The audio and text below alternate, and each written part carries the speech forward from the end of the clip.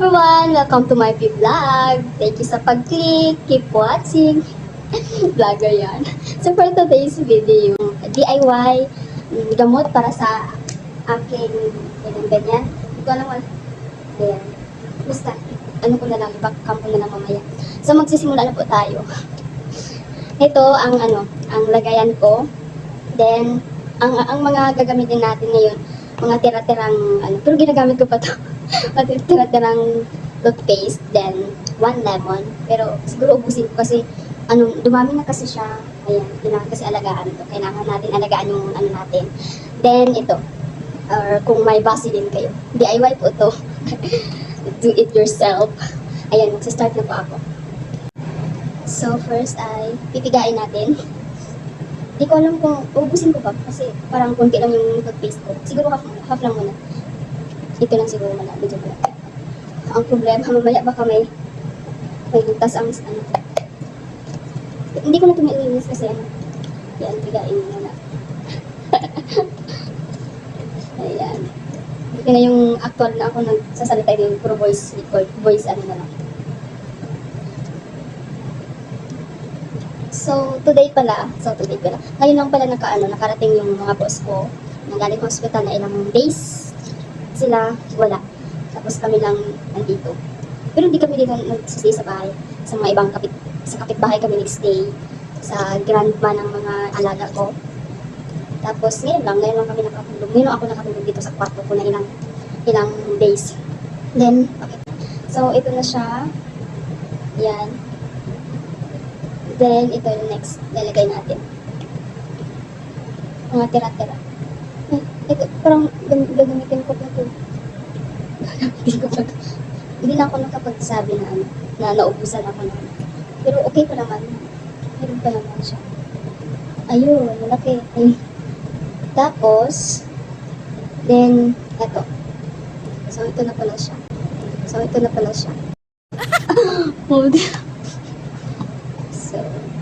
magagaya tayo mga ganito lang siguro.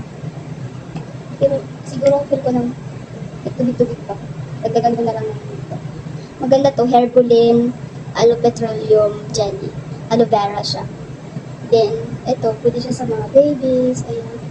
Ayan, sa mukha. Helps, sabi niya, help receive chop skin. Tapos sa mga pero mag-DIY tayo for today's video. Ayan, okay na. I-mix na natin. Ibabakam ko muna guys ha. Ayan na po mga everyone. Ayan, i-mix ko muna ng kamay ko kasi kamay ko din gamitin ko. Ayan. Mix well. DIY gamot sa aking Kasi parang hindi pa kasi siya okay na po na ayan. Papakita ko sa inyo. Na puro na lang Vaseline. Kailangan may improve na ayan. Kasi dumami na. Nagkalat na kasi siya. So, ayan, i-mix ko. Ayan, parang siya, parang juice, yung jelly. Ayan na siya. Siguro ilalagay ko na. Maglalagay na ako.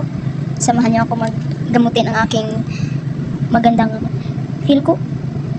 Ay, wala pa naman. Malamig siya. Siyempre, may toothpaste, tapos may lemon pa. Buo pa yung toothpaste, oh. Sabi ko na nga manghang. Ayan, gagamutin natin. Sana yung tissue. Ito lang siguro. Ay, damit. Ayan. Samahan niyo akong gamutin ito. Ayan. Pati ito. Bakit pa ito nakafocus man ito? Ano pa ito? Ay, ewan ko na lang ba't nakafocus na. Blur pa ito. Ayan siya. So, siya guys, kamatin. Yan, ilalagay natin dito. Lagyan natin ng yan. Tapos mga gitna-gitna niya kasi meron siya. Wala, ramdam ko na siya. Tapos pati dito sa niya. Sa dito ko. Kabila naman. Ba't parang napunta lahat dito sa ano ba dapat gamitin? Napunta lahat sa damit. Ay, hindi na. Ayan. Ito naman siya. Hindi ko alam ano nga tawag dito. Basta, hindi na siguro ni kabit.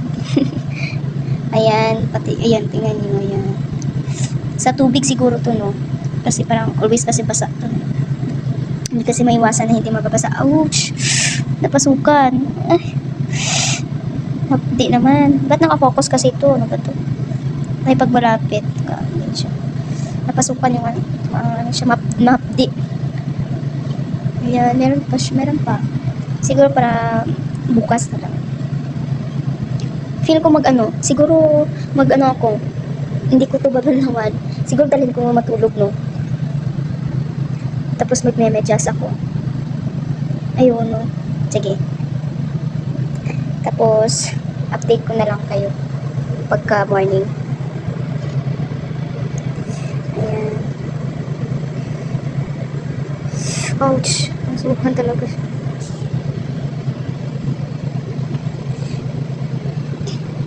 Ayan siya. Ayan, magsasak na ako. Dalhin ko tumatulog. Ayan na siya. Magsasak na ako.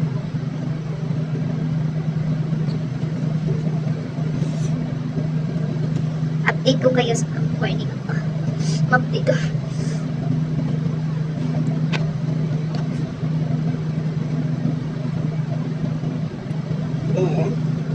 May tira pa akong lang. Dagdag ko na lang ito sa para bukas ng gabi before next week. For tomorrow. Ito, hindi ko ilalagay ito kasi gagamitin ko pa ito. Ayan, may tira pa. Sayang naman.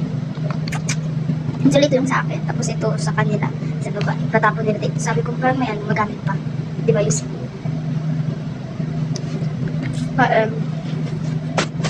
Nagod nga, update ko kayo bukas.